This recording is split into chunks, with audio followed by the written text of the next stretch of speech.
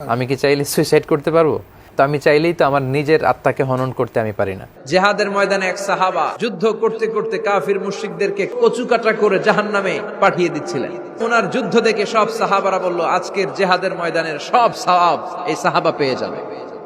বিশ্বনবী বললেন, হুয়া ফিন্নার, ও জাহান্নামে যাবে। এক সাহাবী তো অবাক, এটা আবার কেমন কথা?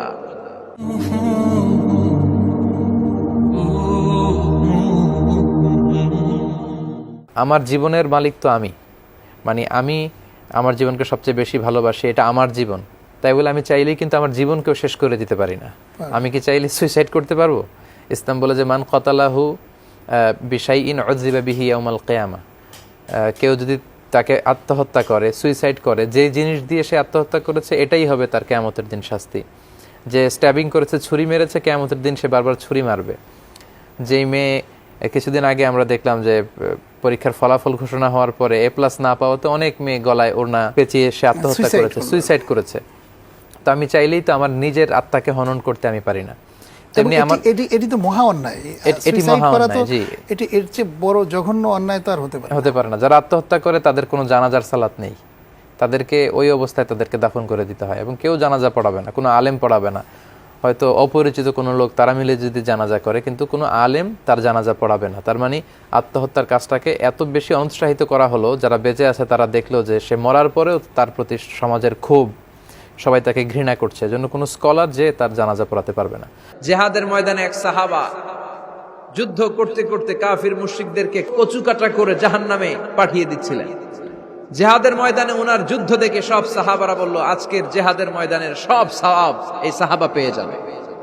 বিশ্বনবী বললেন, হুয়া ফিন্নার, ও জাহান্নামে যাবে। এক সাহাবী তো অবাক, এটা আবার কেমন কথা?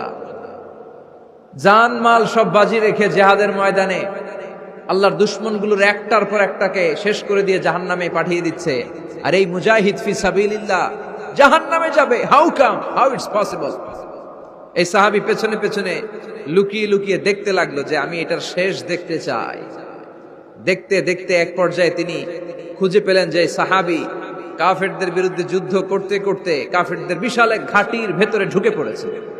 সেখানে যুদ্ধ করতে করতে একটা পর্যায়ে এমন আসলো, সে মারে আবার মার খায়। শুধু মারে না, মারেও আবার মরেও। মার খেতে খেতে হঠাৎ তার ডান হাতে এক কাফের এক কোপ মেরে তার ডান হাতটা কেটে ফেলে দিল। তাকে আহত অবস্থায় রেখে দিয়ে কাফেররা অন্যদিকে চলে গেল। এই ডান হাত থেকে ব্লিডিং হতে হতে এমন অবস্থা আর সহ্য হয় না, আর কিছুক্ষণ ওয়েট করলেই তার শাহাদাতের মৃত্যু। কিন্তু আর অপেক্ষা করতে না পেরে তলোয়ারটাকে সে মাটিতে গেড়ে ওই তলোয়ারের উপর ঝাঁপিয়ে পড়ল। পেটের এই পাশ থেকে ঢুকে পিঠ দিয়ে তলোয়ার বের হয়ে গেল, ওইখানে শেষ। তার মানে শাহাদাতের মৃত্যু হয় নাই, তার হয়েছে আত্মহত্যা। তার কি হয়েছে? সুইসাইড। মান খাতালা নাফসাহু বিশাইইন উযিবা বিহি ইয়াউমাল কিয়ামা, যে ব্যক্তি যে জিনিস দিয়ে নিজেকে শেষ করবে কিয়ামতের দিন, ওটাই হবে তার শাস্তি। যে গলায় ওড়না পেঁচিয়ে মারা যায়, ওই মেয়েগুলো in the day of judgement, কিয়ামতের বিচার শেষে জাহান্নামে শুধু ওড়না পেঁচিয়ে মরতেই থাকবে। যে বিষ খেয়ে মারা যায়, ওর শাস্তি হবে জাহান্নামের বিষ খেয়ে খেয়ে সে জাহান্নামটাকে কাঁপিয়ে তুলবে। যে ছুরি ঢুকিয়ে স্ট্যাবিং করে মারা যায়, ও শুধু স্ট্যাবিং করতেই থাকবে জাহান্নামে। এই সাহাবা আত্মহত্যা করলেন। পেছন থেকে লুকিয়ে লুকিয়ে যে সাহাবা এই দৃশ্য দেখলো, সে দৌড়ে বিশ্বনবীর কাছে যেয়ে বলল, আশহাদু আন্নাকা মুহাম্মদ রাসূলুল্লাহ, আমি সাক্ষ্য দিচ্ছি নিশ্চয়ই আপনি আল্লাহর রাসূল। কারণ ওই সাহাবী আত্মহত্যা করে মারা গিয়েছে, তার কপালে শাহাদাত জোটে নাই। এজন্য বিশ্বনবী দোয়া করতে বলেছেন, আল্লাহুম্মা রযুকনা হুসনাল খাওয়াতিম, হে আল্লাহ আমাদের শেষটাকে তুমি ঈমানের মৃত্যু দিও, শেষ সময়টাতে তোমার নাম জপে যেন আমরা পৃথিবী থেকে যেতে পারি, তুমি তৌফিক দাও।